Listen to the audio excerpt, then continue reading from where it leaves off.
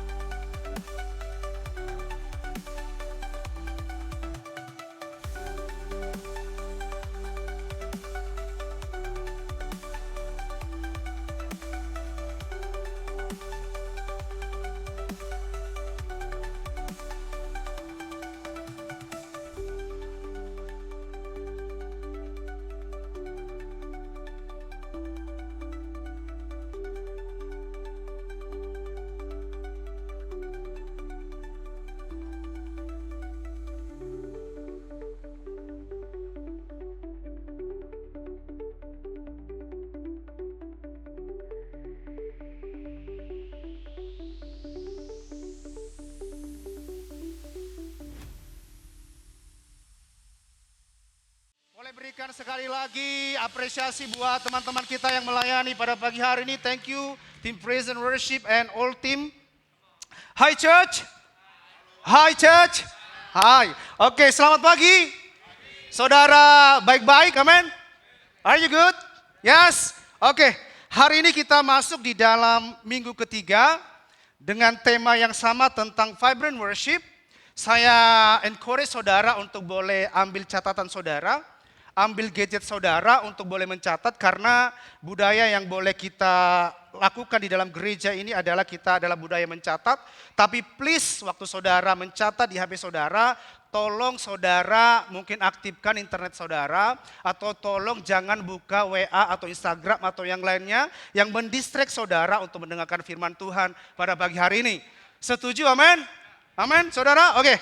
Pastor Daniel di awal khotbahnya sudah menjelaskan arti daripada kata worship, vibrant worship. Vibrant itu artinya adalah hidup, berwarna, penuh energi, semangat dan bergairah. Kata worship itu adalah penyembahan. Jadi makna sesungguhnya dari vibrant worship ini adalah penyembahan yang hidup, penyembahan yang penuh sukacita, penyembahan yang penuh gairah. Jadi vibrant worship ini memperlihatkan atau menunjukkan arti yang sebenarnya adalah penyembahan yang hidup, bukan hanya penyembahan yang hidup tetapi penyembahan yang penuh sukacita, bukan penyembahan yang penuh kesedihan, bukan penyembahan yang di muka kita penuh dengan berbeban berat, bukan, tetapi penyembahan yang penuh sukacita, penyembahan yang penuh gairah. Ada semangat yang luar biasa dari dalam diri kita once ketika kita nyembah Tuhan. Doa saya pada pagi hari ini dan harapan kita pada pagi hari ini bahwa melalui tema di bulan ini bicara tentang vibrant worship adalah kita sama-sama mengalami breakthrough atau terobosan yang baru, terobosan yang luar biasa terjadi di dalam setiap penyembahan kita, katakan amin. Datang menyembah Tuhan, saudara, bukan lagi dengan sikap atau gestur yang biasa-biasa saja. Datang menyembah Tuhan tetapi saudara datang menyembah Tuhan dengan sikap hati, gestur saudara yang bergairah, yang bersukacita dan bersemangat ketika saudara menyembah Tuhan. Ini adalah waktu kita di Youth Fire Day, di mana sekitaran 300 anak-anak muda pada waktu itu boleh berkumpul di tempat ini. Kita memuji dan kita menyembah Tuhan. Dan apa yang ditampilkan di depan ini adalah gambaran daripada vibrant worship. Vibrant worship itu adalah ekspresi atau sikap hati kita atau gestur tubuh kita yang menunjukkan bahwa kita sedang menyembah Tuhan Raja di atas segala raja dengan sikap hati yang excited, yang bergairah dan bersemangat memuji Tuhan. Yang menjadi pertanyaannya adalah apakah ini adalah vibrant worship? Saudara yang lihat di depan ini apakah menggambarkan sebagai vibrant worship? Yes. Kalau tidak, biar saya suruh multimedia, ya udah nggak usah tampilin lagi. Kita sepakat dulu, apakah yang menggambarkan foto-foto yang menggambarkan di Youth Fire Day kemarin ini adalah sebagai gambaran daripada vibrant worship? Yes, sepakat, amin. Yes, that's true. Apa yang saudara lihat di depan ini adalah gambaran atau sikap atau gestur yang menunjukkan tentang vibrant worship. Tapi saudara, apakah tujuan utama kita membangun penyembah hanya memperlihatkan tanda-tanda penyembahan? Pertanyaannya sekali lagi, apakah kita membangun seorang penyembah hanya untuk memperlihatkan sikap, memperlihatkan gestur, memperlihatkan kita bergairah memuji Tuhan atau tanda-tanda itu? Tentunya tidak, saudara. Kita tidak membangun penyembahan hanya menunjukkan tanda-tanda penyembahan. Karena kita tidak sedang membangun apa yang datangnya sendiri. Saudara, apa yang ada di sini adalah sesuatu yang datangnya sendiri. Yang secara otomatis datang sendiri. Otomatis datang sendiri karena apa? Karena kita membangun hubungan pribadi kita dengan Tuhan. Jadi kita tidak membangun seorang penyembah hanya untuk memperlihatkan tanda-tanda penyembahan. Tetapi kita mau membangun mereka, membangun hidup mereka di dalam hubungan pribadi dengan Tuhan. Makanya saya bilang tadi bahwa kita tidak fokus apa yang datangnya sendiri. Karena apa yang ditampilkan di depan tadi itu sebab daripada apa?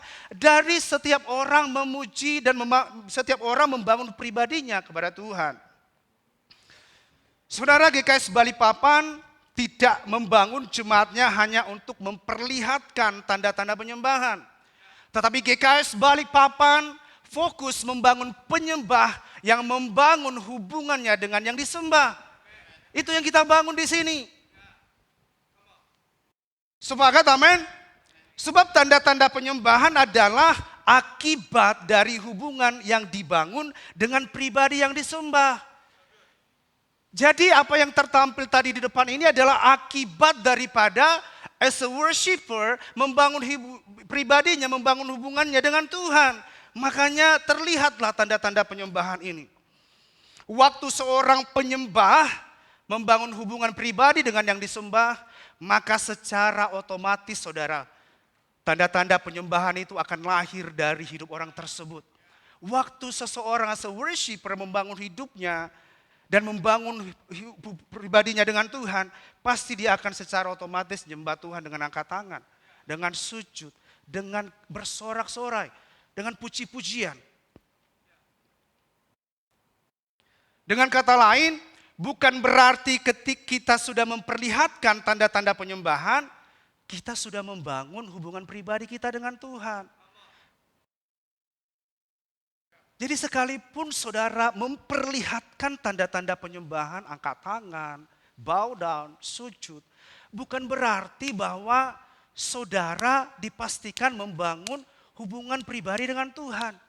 Tetapi ketika saudara sudah membangun hubungan pribadi saudara dengan Tuhan, saya percaya bahwa pasti tanda-tanda penyembahan itu akan keluar daripada hidup saudara. Saudara, waktu dipercayakan sharing beberapa minggu lalu di Youth Fire Day, di mana seperti tadi saya sampaikan bahwa ada 300 youth waktu itu datang memuji, menyembah Tuhan di tempat ini, kita berkumpul, berdoa, dan menyembah Tuhan bersama. Sampai ada beberapa teman yang info bahwa waktu kita begitu luar biasa memuji menyembah Tuhan, kita lompat-lompat di tempat ini, sampai yang di bawah ternyata baru saya tahu bahwa XX1 itu ada di bawah ini. Dan mereka merasa ada getaran-getaran gitu ya dari atas. Karena kita 300 orang berkumpul waktu itu, seorang penyembah-penyembah yang berkumpul dengan excited yang luar biasa, bergairah di dalam Tuhan, melompat-lompat memuji-muji Tuhan. Tapi waktu itu saya sampaikan waktu dipercayakan sharing di Youth Fire Day, di sesi yang kedua pada waktu itu, saya sampaikan ini kepada anak-anak youth pada waktu itu bahwa kita itu tidak dipanggil, engkau tidak dipanggil di dalam gereja hanya nangis-nangis di gereja. Waktu itu kita ngalamin Tuhan luar biasa, ada yang nangis, ada yang rebah, ada yang ngalamin Tuhan luar biasa. Tetapi saya sampaikan pada waktu itu bahwa kita gereja tidak hanya dipanggil, tidak dipanggil hanya untuk nangis-nangis di gereja. Ngalamin Tuhan hanya di gereja. Angkat tangan, lompat-lompat, hanya di gereja saja. Kita tidak dipanggil untuk itu. Kita tidak dipanggil hanya bersuka cita hanya di gereja, saudara. Apakah itu gak baik? Luar biasa. Seharusnya sepenyembah kita ngalamin Tuhan, kita nangis, kita sujud, kita melompat buat Tuhan. Tetapi jangan sampai kita mengalami itu di gereja, once kita pulang ke rumah kita masing-masing, kita menjadi orang-orang yang kalah. Katakan amin. Kita terlihat menang di gereja, dan setelah kembali ke rumah kita masing-masing, hidup kita menjadi orang-orang yang kalah. Karena tujuan utama saudara menjadi orang yang menang, itu tidak diukur dari seberapa sukses dan berhasilnya saudara di mata dunia, akan tetapi seberapa saudara menghidupi yang namanya kebenaran Kristus atas proses yang telah saudara lalui. Sebagai perenungan pada pagi hari ini, buat apa kita terlihat hebat di mata dunia, tetapi terlihat keji di mata Tuhan. Jadi kita tidak membangun, gereja ini tidak membangun setiap kita untuk terlihat hebat di mata dunia dengan proses yang gak benar gitu.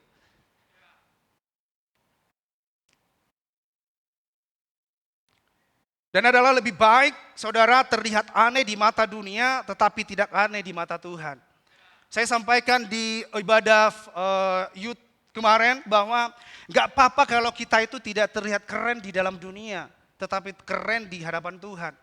Saudara, hari-hari ini sangat miris bahwa kita melihat bagaimana hal-hal yang tidak pernah terjadi sebelumnya, hal-hal yang di luar ekspektasi kita bahwa itu terjadi hari-hari ini.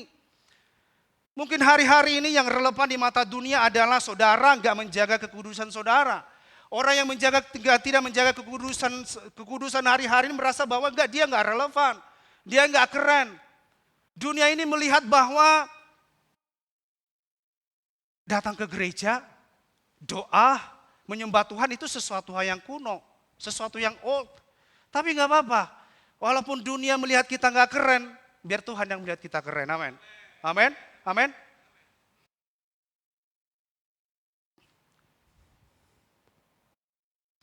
Saudara harus tahu bahwa tujuan utama penyembahan adalah mengubah.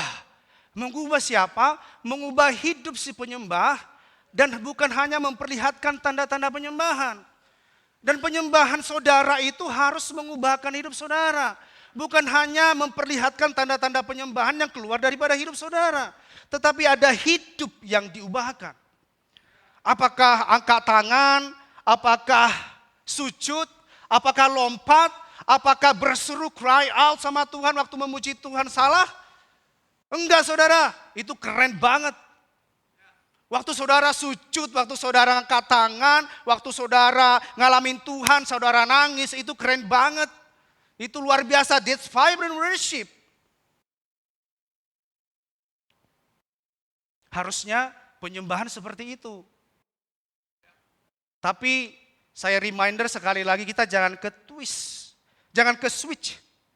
Seseorang bisa saja angkat tangan, seseorang bisa saja nangis-nangis di ibadah, seseorang bisa saja waktu KKR, waktu ibadah 3 kali, 4 kali, 5 kali, 10 kali didoakan, nangis ngalamin Tuhan, tapi hidupnya nggak berubah.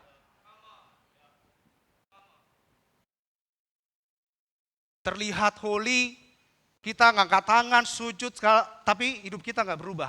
Tapi saya nggak mengatakan bahwa sujud dan angkat tangan itu nggak bagus, itu keren banget. Itulah penyembahan yang sesungguhnya, ekspresi yang kita naikkan kepada Tuhan. Saudara, kalau hidup kita nggak berubah dari yang suka dosa. Kalau hidup saudara, waktu saudara nyembah Tuhan nih, saudara datang kepada Tuhan, menyembah Tuhan, saudara angkat tangan, saudara sujud. Kalau hidup saudara gak berubah, gak ada gunanya. Kalau saudara yang suka dosa, menjadi saudara, penyembahan itu akan membawa perubahan hidup atas setiap kehidupan kita. Kalau hidup kita gak berubah dari yang suka dosa, menjadi benci dosa. Dari yang suka omongin orang, jadi suka doain orang. Dari yang gak mau bangun mezbah, saudara menjadi bangun mezbah. Jika di dalam diri kita tidak ada perubahan hidup, artinya kita sedang tidak menghidupi penyembahan itu sendiri. Saudara tidak menghidupi penyembahan itu sendiri. Kalau saudara dari dulunya saudara suka dosa, and then saudara berubah menjadi saudara tidak suka dosa, saudara dulu ngomongin orang mulu.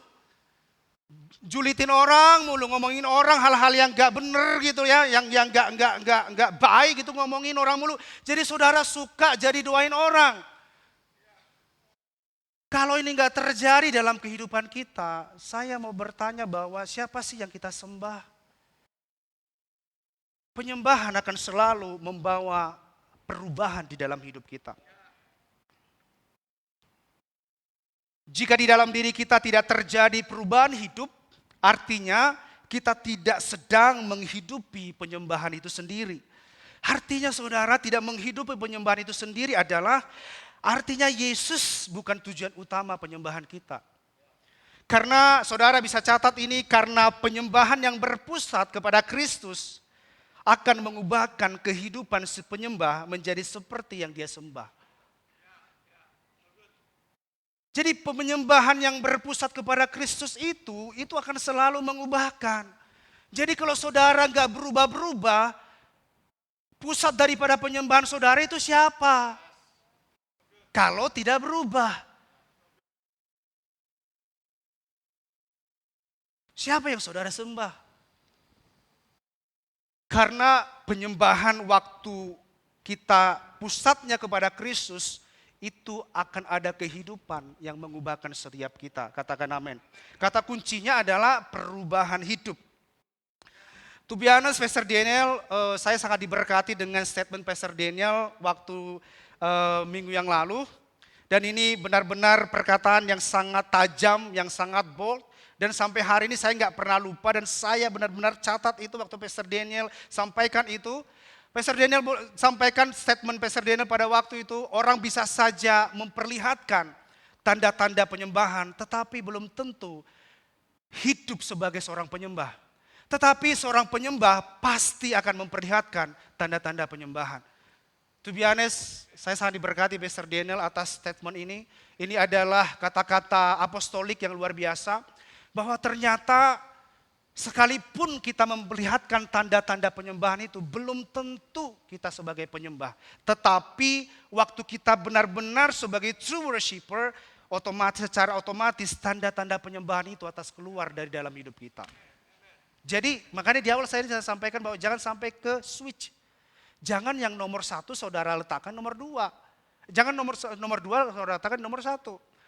Tapi kita harus tahu mana yang terutama, yaitu bagaimana kita build our life in Jesus. Dari pesan yang Pastor Daniel bagikan ini mengingatkan kita untuk membangun dasar yang terutama.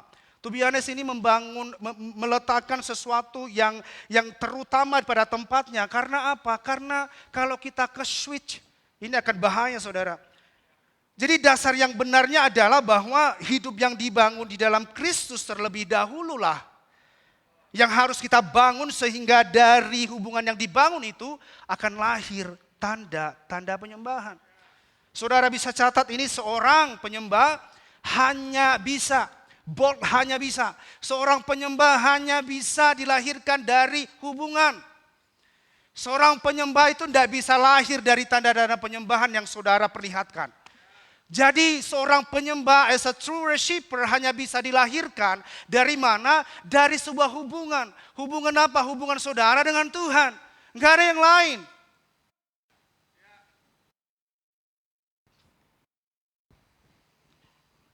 Hanya dari hubungan, catat, hanya dari hubungan bersama dengan Tuhan lah kita bisa dilahirkan menjadi seorang penyembah yang benar.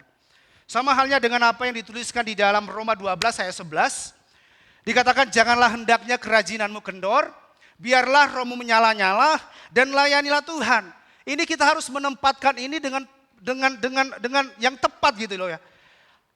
Mungkin banyak orang berpikir bahwa dengan melayani Tuhanlah makanya rohnya menyala-nyala. Jelas firman Tuhan berkata bahwa janganlah hendaknya kerajinanmu kendor. Ini bicara tentang apa? Ini bicara tentang saudara bangun hubungan sama Tuhan.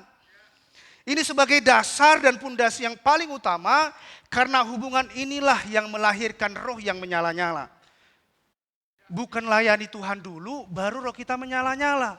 Tetapi roh kita menyala-nyala dulu, bangun hubungan dulu di tempat yang tersembunyi, saudara bangun hubungan pribadi saudara di rumah, and then roh saudara menyala-nyala dan saudara melayani Tuhan. Jadi hari ini kalau saudara masih punya pemahaman yang salah tentang roh yang menyala, saudara melihat bahwa supaya rohku menyala-nyala, aku harus layani Tuhan nih. Tiap hari kalau perlu saya ke GS Bali Papan melayani nih setiap hari. No, saudara akan mengalami burnout. Kalau ini masih di dalam pemikiran kita, saya berkatakan saudara nggak akan ngalamin apa-apa.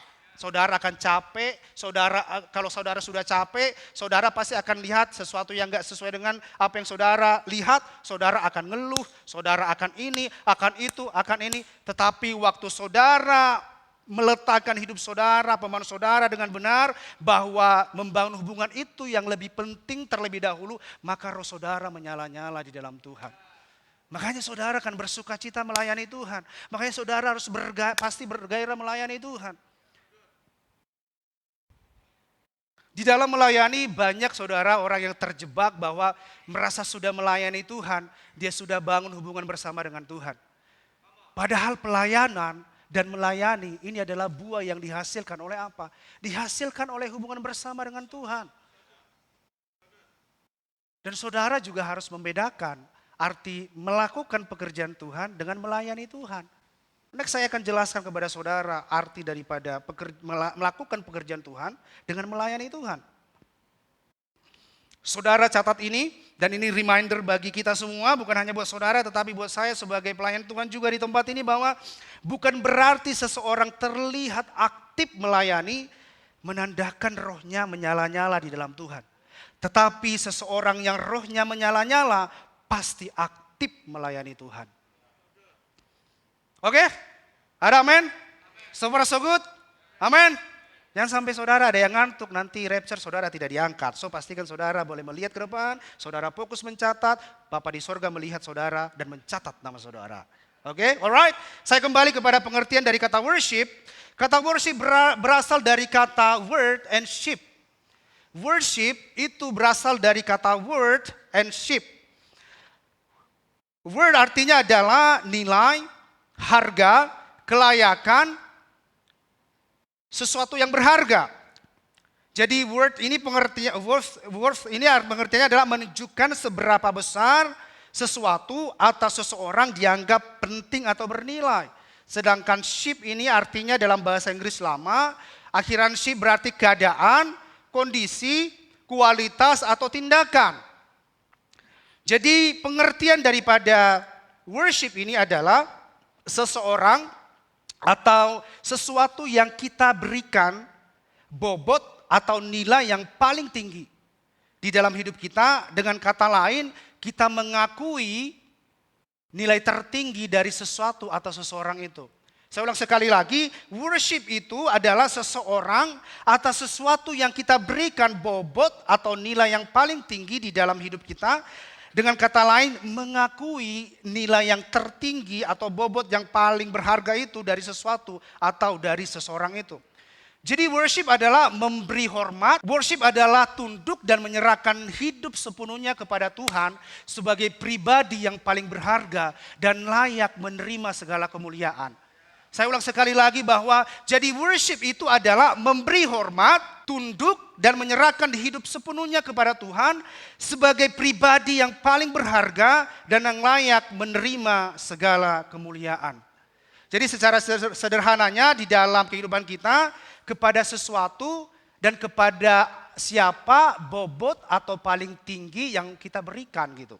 Pagi ini saya mau bertanya kepada saudara, apakah saudara masih ingat tentang orang-orang Majus dari timur? Adakah saudara yang tidak pernah mendengarkan orang-orang dari Majus dari timur? Waktu saya baca ini sepertinya Santa Claus itu ya, Santa Claus itu kayaknya diambil dari sini kali ya.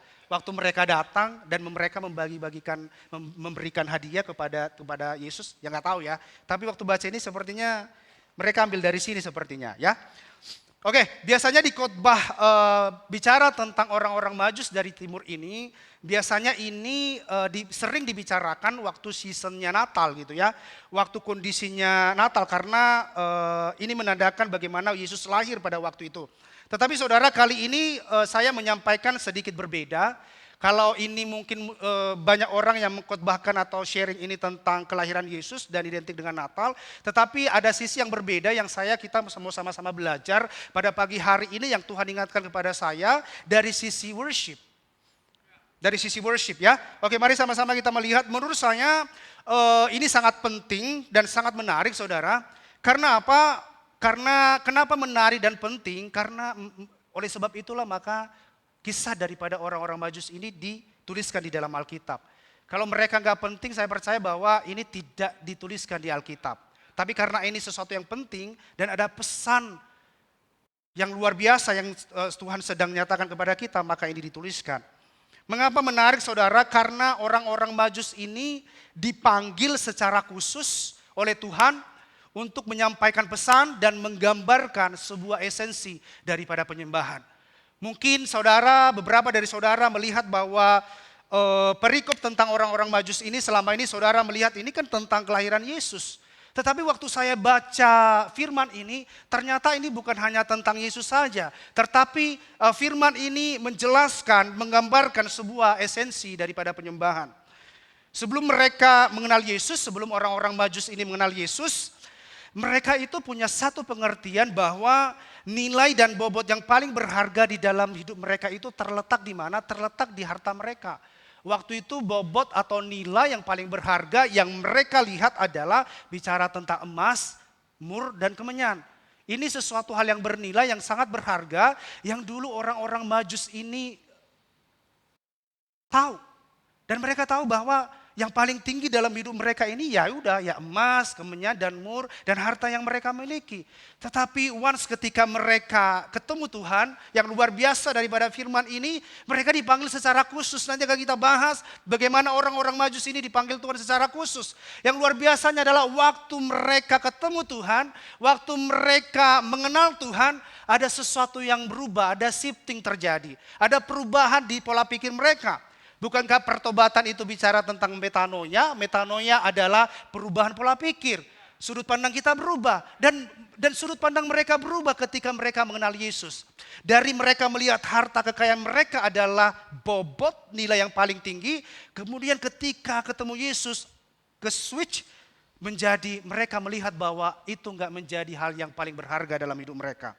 Di mana Pastor Andri? Yuk kita sama-sama baca di Matius 2 ayat 7 sampai 11 dalam terjemahan baru. Matius 2 ayat 7 sampai 11, lalu dengan diam-diam Herodes memanggil orang-orang Majus itu dan dengan teliti bertanya kepada mereka bila mana bintang itu nampak. Kemudian ia menyuruh mereka ke Bethlehem, katanya, pergi dan selidikilah dengan seksama hal-hal mengenai anak itu, dan segera sesudah kamu menemukan dia, kabarkanlah kepadaku supaya aku pun datang menyembah dia.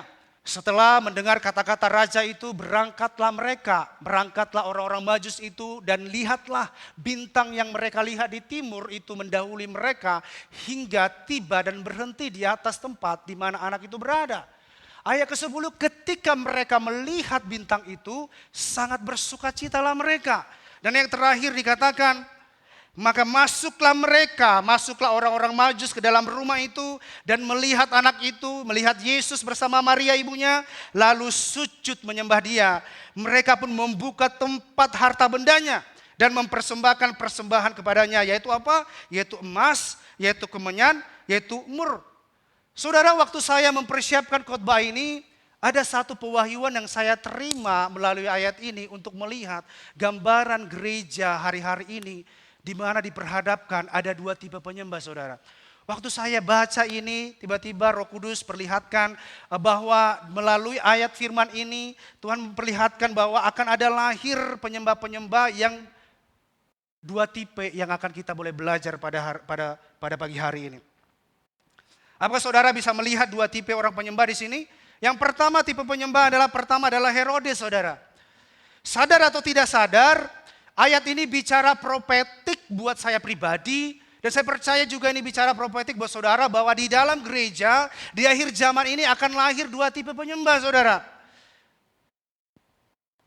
Salah satunya adalah tipe penyembah seperti Herodes, dan tipe penyembah yang kedua adalah orang-orang Majus dari timur. Kita sepakat dulu dari ayat ini kita melihat bahwa ada satu tipe penyembah seperti Herodes, satu penyembah seperti orang-orang Majus dari timur. Ayat yang ketujuh dikatakan lalu dengan diam-diam Herodes memanggil orang-orang Majus itu dan dengan teliti bertanya kepada mereka bila mana bintang itu nampak. Saudara waktu baca firman ini in spirit ya, ini kalau kita baca secara harafiahnya sebenarnya Herodes yang memanggil orang-orang Majus. Tetapi saudara saya melihat bahwa ini adalah calling dari Tuhan kepada orang-orang Majus. Bukan Herodes, memang secara harafiahnya Herodes memanggil orang-orang Majus. Tetapi in spirit saya percaya bahwa ini adalah Tuhanlah yang memberikan calling, memberikan panggilan melalui Herodes memanggil orang-orang Majus waktu itu. Dan ini panggilan yang luar biasa dari Tuhan kepada orang-orang Majus. Yang ke-8, kemudian ia menyuruh mereka ke Bethlehem. Kemudian si Herodes ini menyuruh mereka ke Bethlehem. Katanya pergi dan selidikilah dengan seksama hal-hal mengenai anak itu, mengenai Yesus. Kau pergilah ke sana, tolong selidikilah mengenai anak itu, yaitu Yesus katanya. Bahasa Bataknya begitu ya, logatnya begitu gitu ya, karena saya Batak gitu ya. Oke, jadi kabarkanlah kepadaku kata Herodes, kasih tahulah kalau kamu sudah ketemu sama bayi ini, kalau kamu sudah ketemu sama Yesus ini, kamu kasih tahulah ke aku kata Herodes. Supaya apa? Herodes bilang, supaya aku pun datang menyembah dia. Herodes bilang bahwa saya mau menyembah dia gitu. Sangat menarik kata terakhir di ayat 8 sebagai gambaran tipe yang pertama yaitu penyembah seperti Herodes, yaitu dia berkata bahwa supaya aku pun datang menyembah dia. Ada kata-kata menyembah, ada kata-kata aku pun datang menyembah dia. Pertanyaannya saudara, apakah Herodes benar-benar menyembah Tuhan? Enggak. Apakah Herodes datang atau ginosko menyembah Tuhan? Seperti Pastor Daniel kemarin sampaikan, ginosko itu adalah pengalaman pribadi bersama-sama dengan Tuhan. Pertanyaannya, apakah Herodes menyembah Tuhan seperti yang dia omongin?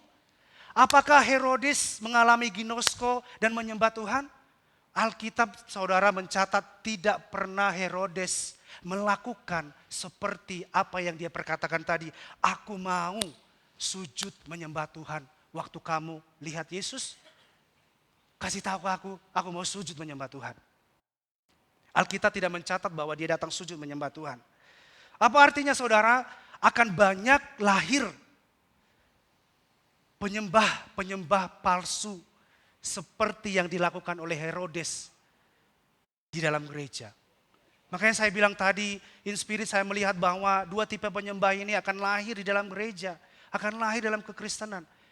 Bahwa akan lahir penyembah yang benar-benar menyembah di dalam roh dan kebenaran. Dan pasti ada penyembah-penyembah yang menyembah tidak lahir di dalam roh dan kebenaran. Seperti penyembah seperti Herodes ini. Ngakunya sih mau nyembah Tuhan. Ngakunya sih mau datang sujud sama Tuhan. Tapi gak ada. Ibaratnya kayak waktu jatuh cinta nih. Kita bilang, yang aku mau datang nanti, ternyata gak datang, gak jadi. Gitu. Saudara udah janji, saya nanti akan ada datang, kita mau jalan yuk. Tapi gak ditepatin gitu ya. Seperti itulah kira-kira. Mulutnya Herodes sih memuji Tuhan. Perkataannya sih menyembah Tuhan. Tetapi apakah Herodes sekali lagi benar-benar menyembah Tuhan? Jawabannya adalah no and never. Gak pernah. Oleh karena itu saudara catat ini, penyembahan itu tidak lahir daripada apa yang saudara katakan. Tapi lahir daripada apa yang saudara hidupi. Jadi penyembah itu tidak lahir daripada apa yang saudara katakan, tetapi apa yang saudara hidupi. Ini reminder bagi saya pribadi dan buat kita semua yang hadir ibadah pada pagi hari ini.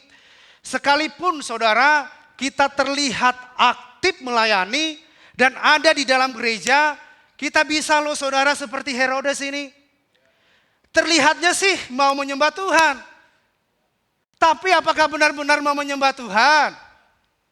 Terlihatnya. Terlihatnya sih mau melayani Tuhan. Tapi benar gak mau melayani Tuhan?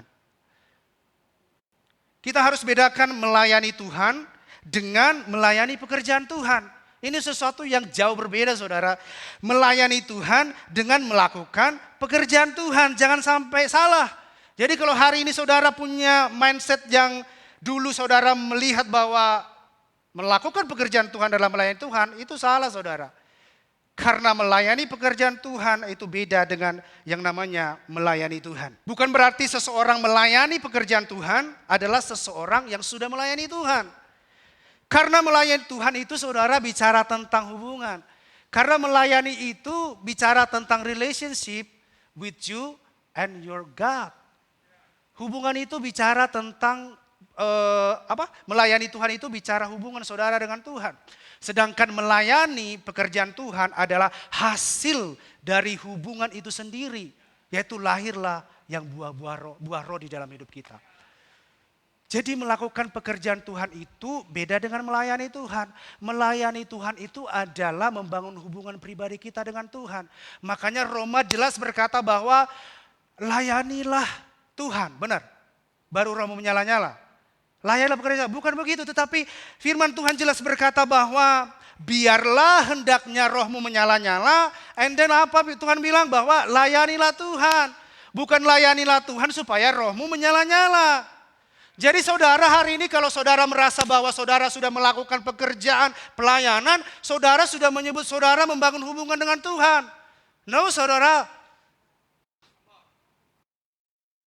Makanya banyak orang yang harusnya burn out, akhirnya kecewa. Karena apa? Karena salah penempatan saudara. Enggak melayani Tuhan dulu yang dia lakukan pertama, baru dia melayani pekerjaan Tuhan. Saudara di dalam 2 jam ibadah ini saja enggak bisa fokus memuji dan menyembah Tuhan. Dan saudara enggak bisa fokus mendengar firman Tuhan. Jangan sebut saudara sebagai penyembah. Kalau 2 jam saja saudara ibadah hari ini gak fokus sama Tuhan, gak fokus dengar khotbah, jangan sebut hidup saudara sebagai seorang penyembah. Saya bilang sekali lagi sorry, ini saya sampaikan karena saya mengasihi saudara. Karena saudara adalah saudara saya dan saudara adalah tubuh Kristus, tubuh saudara adalah hidup saya juga.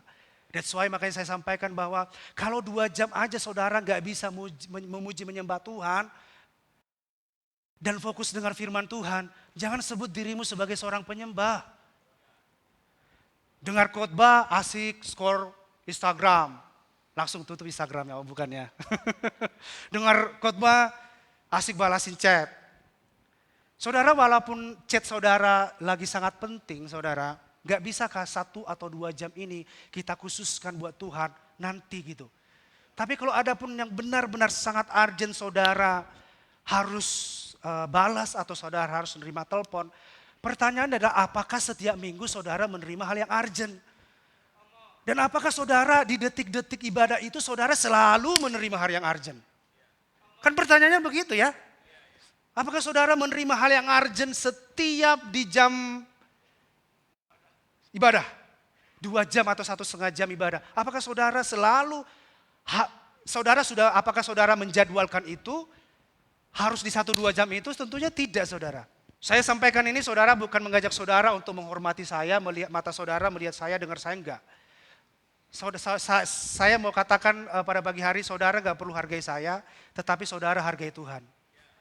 Itu yang saya mau sampaikan kepada saudara. Enggak usah saudara, saya enggak, artinya gini, saya dengan tegas sampaikan bahwa enggak perlu saudara hargai saya di sini, enggak apa-apa, tapi saudara hargai Tuhan. Tapi saya percaya bahwa orang yang menghargai Tuhan akan menghargai apa yang Tuhan kasihi. Yang Tuhan kasihi adalah saya, you, saudara. Jadi kalau saudara benar menghargai Tuhan, saudara secara otomatis akan menghargai tubuh Kristus yang lainnya. Katakan amin. Amin. Jangan sebut diri kita sebagai penyembah. Kalau dengar khotbah pun saudara duduk di luar. Jangan saudara bilang saudara seorang penyembah, kalau dengar khotbah yang cuma 45 menit ini, saudara duduk di luar. Saudara duduk di kursi yang paling nyaman di sana, di mana iblis ada datang, saudara. Saudara lihat gadget saudara. Saudara memilih untuk duduk di luar dan saudara nggak dengar khotbah. Jangan bilang dirimu penyembah kalau saudara waktu khotbah, saudara duduk di luar. Jangan sebut diri saudara seorang penyembah kalau waktu saudara mendengar firman, saudara main game saudara. Jangan sebut dirimu penyembah kalau waktu kamu dengar firman Tuhan, kamu masih lihatin gadgetmu, kamu masih main game. Saya nggak tahu hari-hari ini apa game yang hype, karena saya bukan penyuka games. Karena dari dulu game saya itu ular yang susun-susun itu loh, yang jalan itu. Hanya itu aja yang saya tahu, sama susun-susun batu. Jadi puji Tuhan, Tuhan nggak memberikan saya gairah yang luar biasa kepada game supaya saya waktu dengar khotbah, saya main game gitu ya. Mungkin itu kali maksud Tuhan supaya saya tidak suka games. Itu aja games yang saya tahu gitu ya.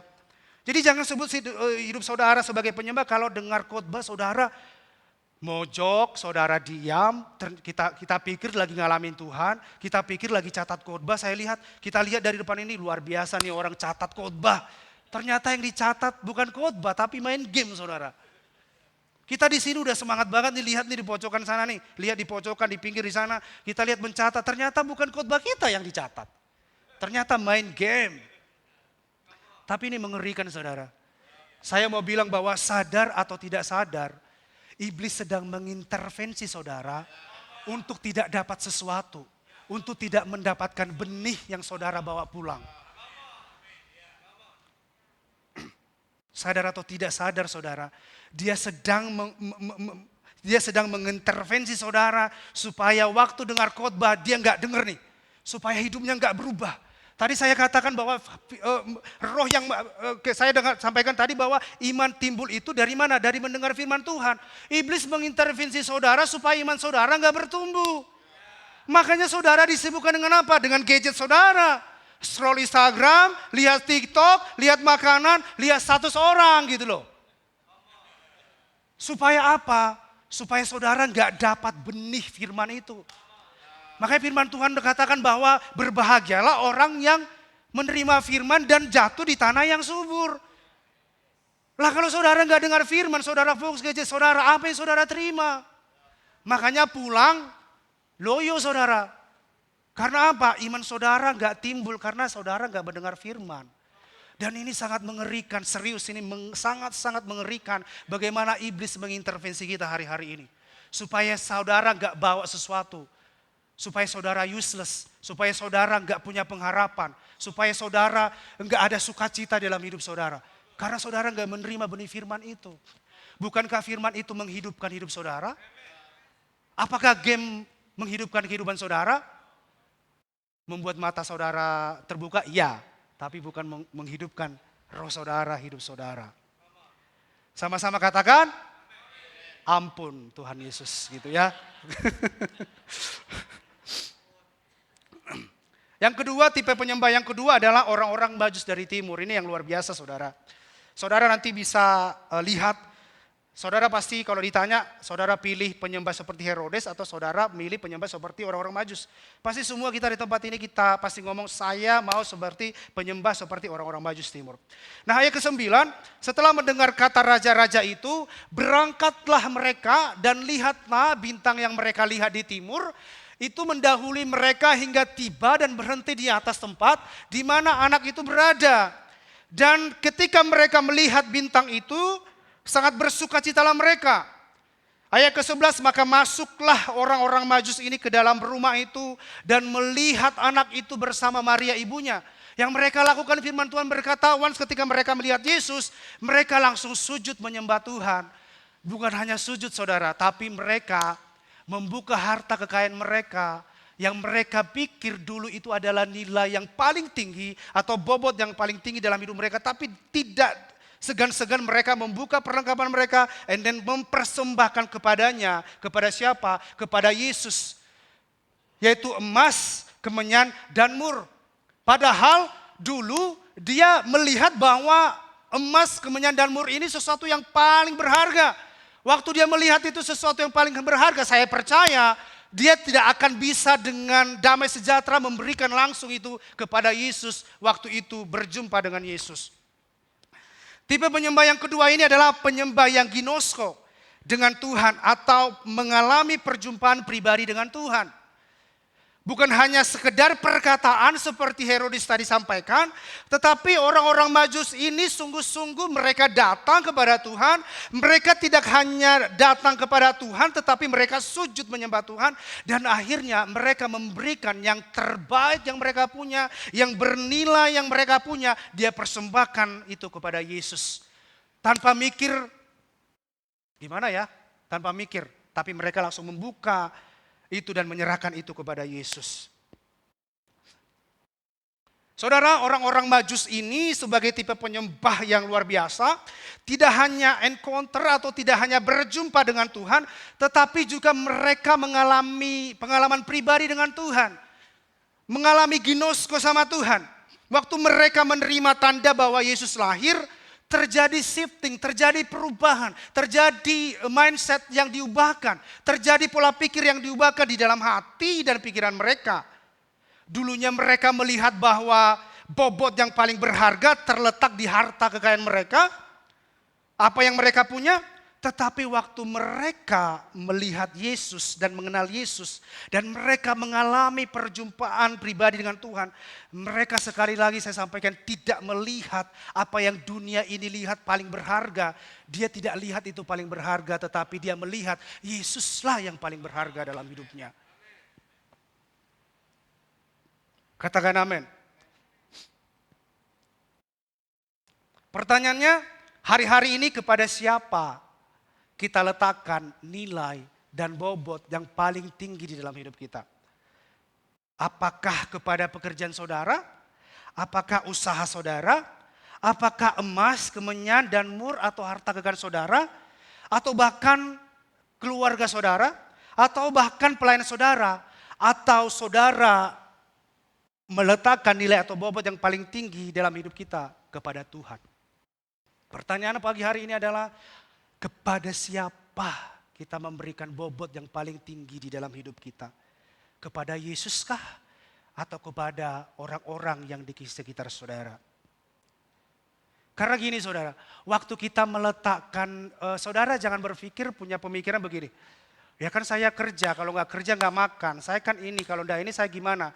Benar, tapi waktu once ketika kita meletakkan Yesus di tempat yang utama, dialah yang akan menolong kita untuk melakukan hal-hal yang lain.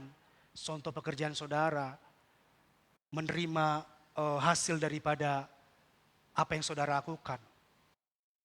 Saudara, waktu fokusnya kepada Tuhan,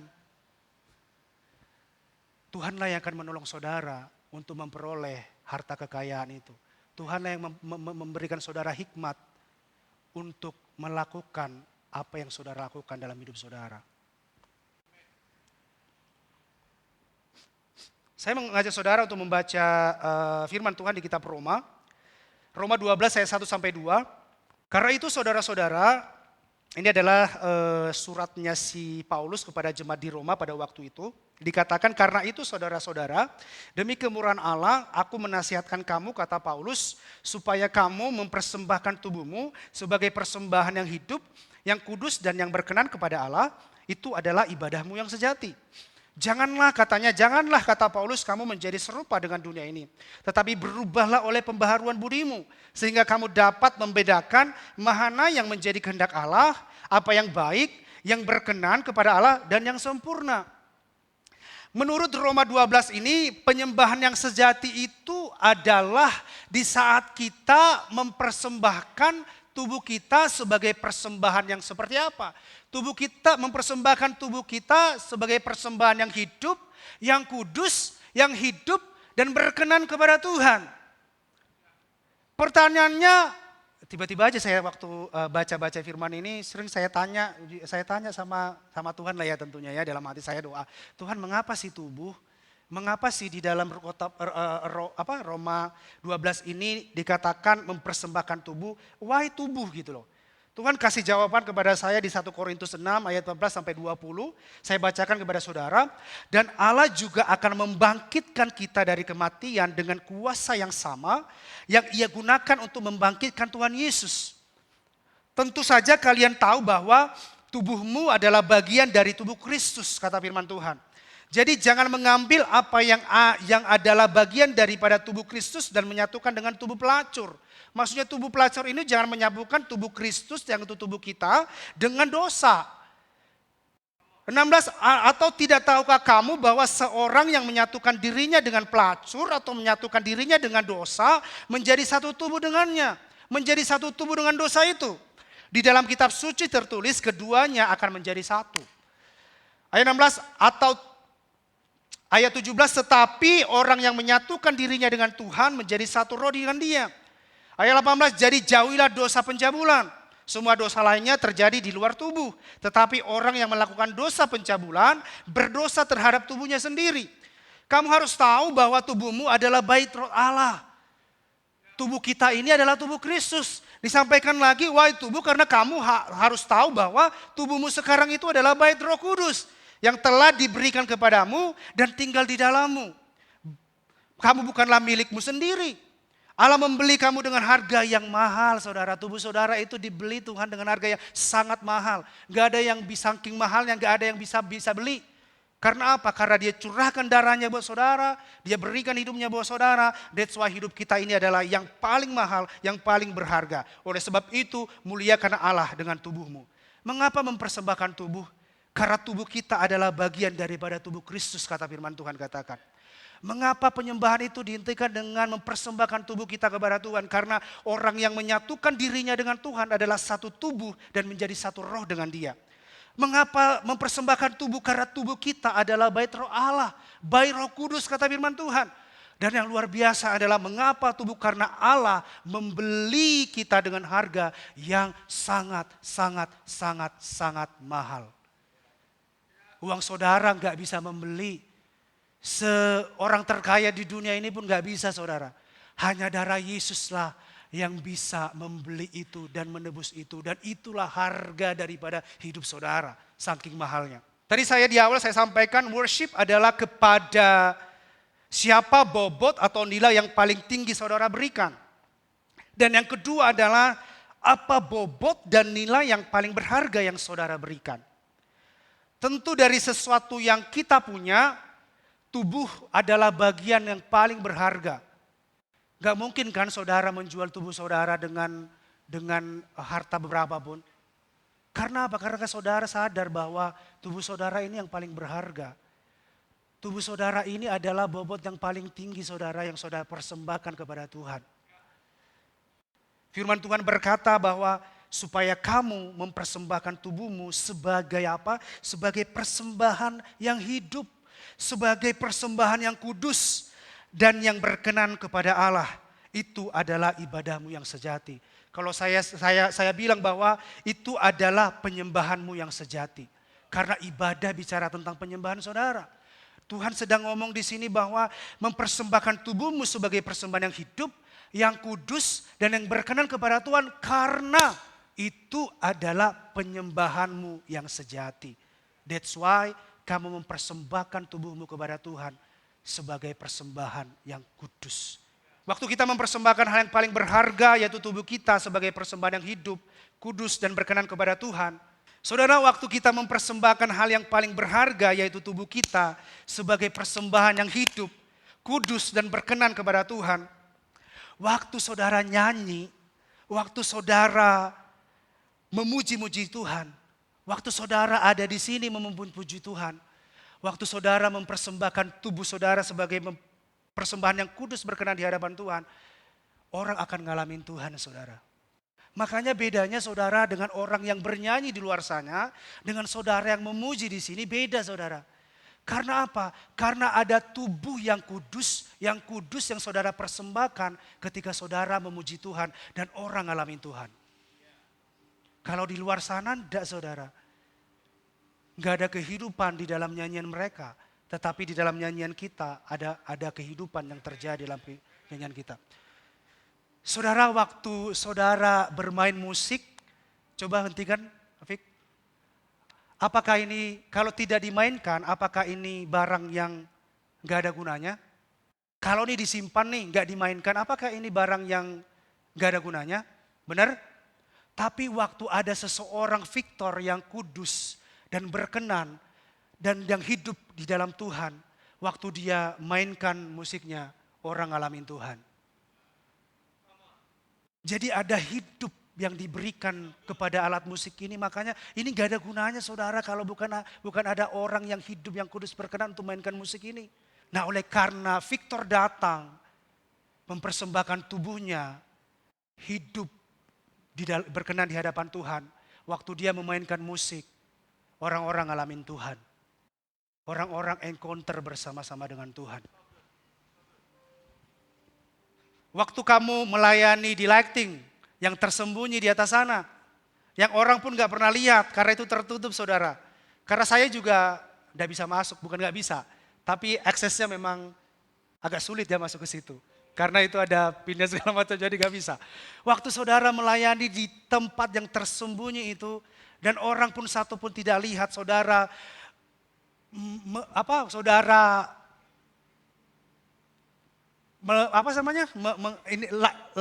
set lighting ini saudara. Ini orang-orang waktu melihat orang bisa ngalamin Tuhan loh.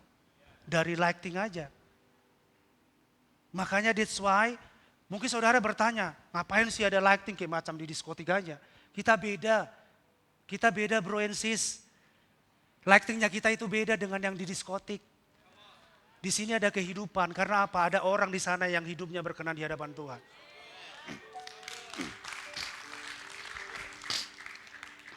Waktu kamu melayani di fotografi, ini Andrew yang melayani ya. Waktu dia biarin dia gak ada di situ, apakah ini berguna? Tidak saudara. Tapi waktu dia mempersembahkan tubuhnya, dia dengan sungguh-sungguh melayani Tuhan. Banyak loh yang akhirnya mengenal Tuhan melalui hasil daripada produksi mereka. Orang melihat Instagram, foto-foto, orang ngalamin Tuhan. Orang yang gak pernah gereja, tiba-tiba datang gereja. Dari situ. Karena apa? Ya karena ada hidup yang dipersembahkan. Ada hidup yang kudus di situ yang ditaruh. Waktu kamu melayani sebagai SM, orang kan melayani Tuhan. Walaupun kamu lari-lari, angkat-angkat ini gitu ya. Orang kan ngalamin Tuhan karena apa? Ada hidup yang kamu persembahkan. Waktu kamu melayani di doa, waktu kamu melayani di asar. Walaupun shalom, cuman gigi saudara yang kelihatan itu, saudara jangan anggap sepele saudara. Ada kuasa di situ. Greeter, hospitality. Dan dimanapun kita melayani, orang kan mengalami Tuhan karena apa? Karena ada hidup saudara yang saudara persembahkan, yang kudus dan berkenan di hadapan Tuhan. Jadi saudara, pagi ini saya mau sampaikan kepada saudara, jangan menganggap sepele pelayananmu. Tuhan akan memakai apa yang Tuhan percayakan atas hidupmu untuk apa? Untuk memberkati orang. Untuk orang bisa kenal Tuhan. So, jangan bilang, aku cuman main musik. Aku cuman singer. Gak pernah aku dijadikan WL gitu ya. Jangan anggap sepele apa yang Tuhan percayakan dalam hidup saudara. Walaupun hari ini mungkin saudara masih jemaat saudara. Jangan anggap sepele hidupmu saudara. Waktu saudara di sound, gak ada orang yang lihat apa yang Bang Arthur lakukan. Tapi orang akan ngelamin Tuhan melalui sound yang boleh kita dengarkan. Karena kembali lagi karena apa? Karena ada orang-orang yang mempersembahkan hidupnya kepada Tuhan. Pagi ini saudara, saya memberikan kesaksian sedikit kepada saudara. Sejujurnya saudara, pagi ini saya ini harusnya tidak hadir di sini saudara. Karena pekerjaan menuntut saya untuk sebenarnya hadir di pekerjaan yang tepat mulainya dari jam 8 sampai jam 12 siang. Di mana ibadah sudah selesai gitu ya. Ibadah sudah selesai. Yang mengharuskan saya harusnya enggak khotbah dan enggak melayani pada pagi hari ini. Saya jujur saudara, minggu yang lalu juga saya down, saya 3 hari enggak masuk kerja karena saya drop. Saya ke rumah sakit, and then saya di infus vitamin, and then baru saya enakan badannya. 3 hari saya enggak ngalamin sesuatu gitu ya, ngalamin kelemahan tubuh gitu. Tapi enggak membuat itu mengintervensi saya untuk boleh mempersiapkan apa yang saya harus persiapkan. apa yang harus saya bagikan pada pagi hari ini. Dan kembali lagi bahwa hari ini harusnya saya nggak di sini, tetapi saya percaya bahwa karena pertolongan Tuhan saya boleh ada di sini. Dan saya memilih untuk tidak hadir di sana dan memilih hadir di sini. Dan ada yang saya korbankan dan ada yang saya tolak. Karena apa? Karena dari Senin sampai sudah Jumat kita sudah kerja. Masa 2 jam kita hari Minggu kita diganggu lagi nggak mau ibadah sama Tuhan, kan gitu toh? Tapi ini kembali lagi kepada pilihan kita. Apa yang kita anggap paling penting, apa yang kita anggap bobot paling bernilai dalam hidup kita, itulah yang akan menentukan bagaimana respon kita. Bukan saya bilang bahwa pekerjaan gak penting, penting. Kalau enggak anak-anak saya yang bocil-bocil itu gak bisa makan gitu ya. Pasti makan lah karena burung aja dipelihara sama Tuhan. Tapi kita gak mungkin saya gak kerja gitu ya. Bukan itu gak penting, penting saudara. Tetapi once ketika itu Roh Kudus sampaikan dan Pastor Daniel juga pernah ingatkan beberapa minggu yang lalu bahwa saya harus ngomong, saya bilang sama bos saya harus ibadah. Dan ibadah saya juga 1 kali dalam 1 minggu. Masa dari Senin sampai Jumat kita sudah kerja, cuma 2 jam aja hari Minggu kita nggak apa. Dan puji Tuhan, waktu kita speak up, Tuhan tahu isi hati kita benar-benar mau datang sama Tuhan. Tuhan buka jalan loh. Tuhan buka jalan dan akhirnya saya bisa berdiri di tempat ini dan saya bisa melayani saudara pada pagi hari ini. Pertanyaannya, nilai dan bobot yang paling berharga itu kita taruh ke siapa pada pagi hari ini? Apakah kepada Tuhan atau kepada dunia ini? Dan judul khotbah saya pagi ini adalah siapakah yang terutama di dalam hidup saudara? Siapakah yang terutama di dalam hidupmu? Kesimpulannya, siapakah yang kita letakkan bobot atau nilai yang paling tinggi di dalam hidup kita? Saudara boleh renungkan ini, saudara boleh tanya Tuhan. Saudara bisa flashback hidup saudara. Dan ini juga mengajarkan saya untuk merenungkan bukan hanya saudara, tetapi saya pribadi. Karena firman itu pedang bermata 2, bukan hanya untuk saudara tetapi untuk saya juga. Yang kedua, siapa yang kita tempatkan paling yang terutama di dalam hidup kita akan mendapatkan tempat yang paling terutama di dalam hati kita. Siapa yang kita tempatkan paling yang terutama dalam hidup kita? Kalau kita menempatkan Yesus yang paling utama, maka tempat yang paling terutama di dalam maka tempat yang didapatkan Yesuslah yang terutama di dalam hati kita. Penyembahan yang berpusat kepada Kristus akan mengubah kehidupan si penyembah menjadi seperti yang disembah. Penyembah tidak lahir daripada apa yang kita tampilkan, tetapi penyembah lahir daripada apa yang kita bangun dalam hidup kita. Penyembahan yang lahir dari hubungan tidak akan sibuk mencari pujian. Tetapi penyembah yang palsu akan sibuk mencari pujian. Penyembah yang benar lahir dari tempat yang tersembunyi. Tetapi penyembah palsu lahir dari panggung, saudara. Penyembah yang benar akan sibuk mencari pujian Tuhan. Penyembahan yang benar akan sibuk mencari pujian Tuhan. Sedangkan penyembah yang palsu akan sibuk mencari pujian manusia. Di manakah kita hari-hari ini? Apakah kita sibuk mencari pujian Tuhan atau sibuk mencari pujian manusia? Ada satu hamba Tuhan di Instagramnya menuliskan seperti ini. Jangan mengharapkan surga di dalam kekekalan yang di sana penuh dengan penyembahan, sedangkan waktu di dunia kita tidak suka menyembah. Pertanyaannya, bukankah di surga kita menyembah Tuhan? Gak ada yang lain selain saudara menyembah Tuhan. So kalau di dunia ini saudara tidak menyembah Tuhan, jangan mimpi saudara, jangan mengharapkan saudara bisa menikmati penyembahan di surga.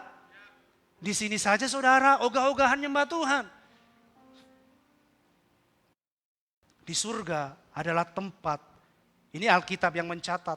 Dan kita bisa sama-sama baca bahwa di surga itu yang kita lakukan tidak ada lagi sakit penyakit, gak ada yang lain selain apa? Selain kita memuji-muji Tuhan, selain kita menyembah Tuhan, selain menyanjung tinggi Tuhan. Kalau di dunia yang ada sekarang aja kita tidak suka menyembah, gak excited menyembah, bagaimana kita menerima penyembahan di surga? Renungkan itu. Dan terakhir saya mau sampaikan bahwa karena itu saudara-saudara, demi kemurahan Allah aku menasihatkan kamu supaya kamu mempersembahkan tubuhmu sebagai persembahan yang hidup, yang kudus dan yang berkenan kepada Allah. Itu adalah ibadahmu yang sejati dan itu adalah penyembahanmu yang sejati.